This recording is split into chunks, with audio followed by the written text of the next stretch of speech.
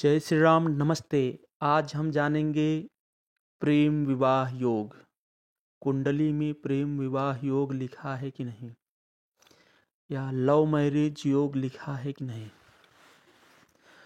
तो चलिए जानते हैं। यह वीडियो बहुत ही ज़रूरी वीडियो है, बहुत ही अच्छा। इसमें कुंडली देखने का यह विधि बताया जाएगा। जैसे मेष लग्न का यह कुंडली है, जिसका मेष लग्न कुंडली हो उसमें ऐसा योग बना होगा तो प्रेम विवाह योग रहेगा, लव मैरिज योग बनेगा। जैसे पहले भाव में जहाँ पर एक लिखा है उसे लग्न कहते हैं। लग्न के स्वामी मंगल हो गए। लग्न के स्वामी अर्थात एक नंबर लिखा है, एक नंबर मेष राशि के स्वामी मंगल होते हैं। और जहाँ पर 5 लिखा हुआ है वह 5वां भाव हो गया। 5वें भाव से प्रेम भी देखा जाता है। पहले भाव के स्वामी मंगल और 5वें भाव में सिंह राशि है, सिंह राशि के स्वामी सूर्य हो गए। तो मंगल और सूर्य एक नंबर में आके बैठ गए हैं। यह मंगल और सूर्य इस कुंडली में कहीं भी बैठ जाएं, जहां पर सब ग्रह दिखाई दे रहे हैं, इस स्थान पर अर्थात केंद्र या त्रिकोण में कहीं पर भी सूर्य मंगल बैठ जाएं तो लव मैरिज योग हो जाएगा। समझने के लिए जानते हैं कि पहले भाव का स्वामी और 5वें भाव की स्वामी का युति कुंडली में कहीं पर भी हो जाए तो यह योग बनता है, लव मैरिज योग बनता है। दूसरा योग कब बनता है? पहले भाव का स्वामी और 7वें भाव के स्वामी की युति हो जाए तब योग बनता है, यह लव मैरिज योग बनता है। अब जैसे इसमें 7वें भाव के स्वामी शुक्र हैं, शुक्र अर्थात 7वें भाव में 7 नंबर जहाँ पर लिखा हुआ है वह तुला राशि हो गया। तुला राशि के स्वामी शुक्र हो गए। शुक्र और लग्न के स्वामी मंगल हो गए। तो शुक्र और मंगल कहीं पर भी बैठ जाएं तो लव मैरिज योग बनेगा। और तीसरा योग कैसे बनेगा?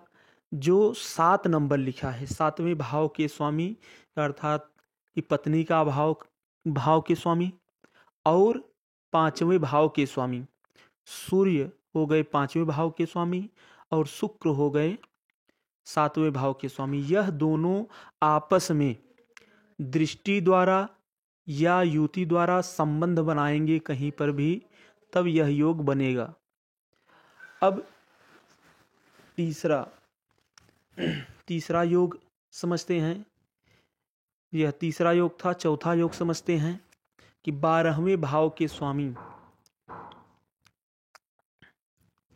और 7वें या 5वें भाव के स्वामी कहीं पर भी युति बनाते हैं तो यह योग बनेगा।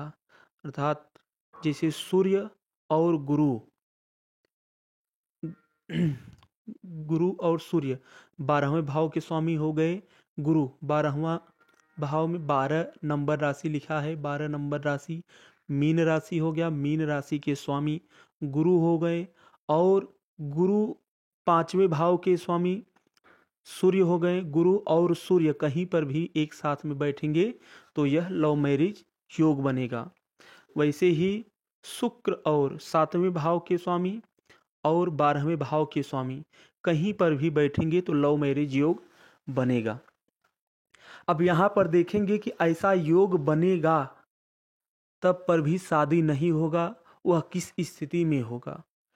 यदि जहाँ पर 2 नंबर लिखा हुआ है, 3 नंबर लिखा हुआ है, 6 नंबर, 8 नंबर और 11 और 12 इस भाव में यह युति बनता है तो योग बन करके बिगड़ जाएगा। या ग्रह के अंश कम होंगे, तब ग्रह के अंश बलवान नहीं होंगे तो यह योग बनेगा और बन करके टूट जाएगा।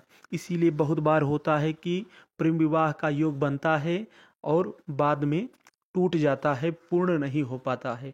और किसी लोग का विवाह का योग, प्रेम विवाह का योग बनता है, लव मैरिज का योग बनता है, और उसे ज़्यादा प्रयास न करने पर भी वह योग पूर्ण हो जाता है। तो कैसे बनता है कि जैसे शुभ भाव में बनता है।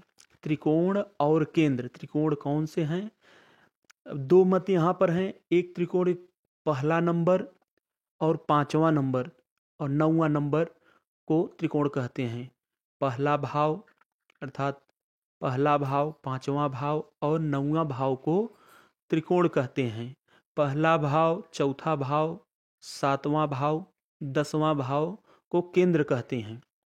तो केंद्र या त्रिकोण में यह युति बने और उस पर शुभ ग्रह की दृष्टि हो तो वह कार्य पूर्ण होता है, वह प्रेम विवाह अवश्य होता है। और अंश में मजबूत हो, ग्रह जो है मजबूती के साथ हो, मजबूत हो, तब योग बनता है। पाप ग्रह की दृष्टि ना हो तब यह योग अच्छे से बनता है।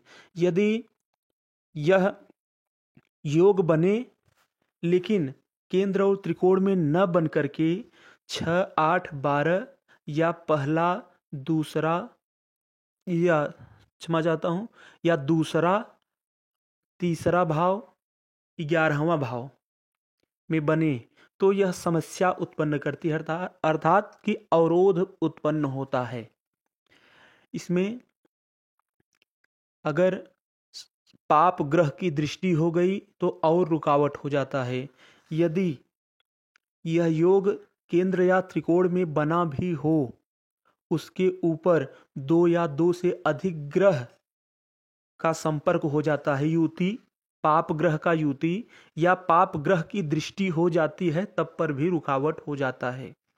यह वीडियो पूरा देखने के लिए धन्यवाद। यदि आपको कुछ कुंडली विश्लेषण करवाना होगा तो आप मुझसे संपर्क कर सकते हैं और यह कुंडली आप अपना दिखवा सकते हैं। यह तो मेष लग्न के जातक का था। यदि आपका दूसरे लग्न अर्थात वृषभ लग्न या कोई अन्य ग्रह 1 से 12वां राशि का कोई भी राशि लग्न में बैठा हो तो इस सूत्र से आप देख सकते हैं। यदि आपको समझ में न आए तो आप मुझसे संपर्क कर सकते हैं। धन्यवाद। जय श्री राम।